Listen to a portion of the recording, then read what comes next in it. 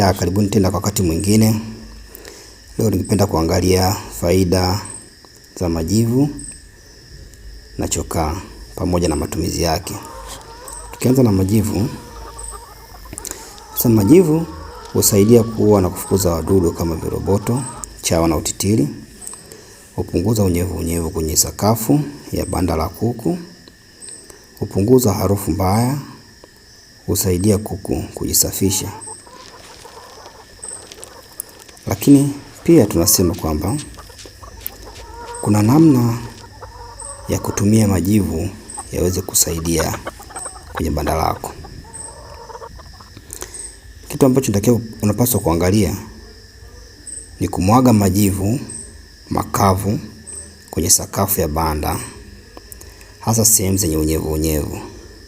Changanya majivu na mchanga na uweke sehemu maalum ili kuku wayatumie kujisafisha.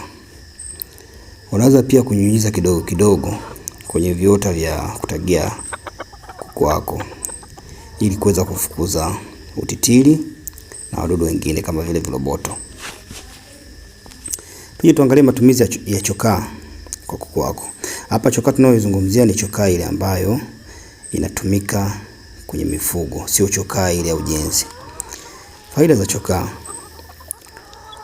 huua bakteria na vijidudu vinavyosababisha magonjwa. Husaidia kukausha banda, na hapa kukausha kwamba inaondoa unyevu ambao upo bandani. Hupunguza harufu kali ya kinyesi cha kuku. Husaidia kudhibiti wadudu. Hapa tunakuja kuangalia jinsi ya kutumia hiyo chokaa yenyewe.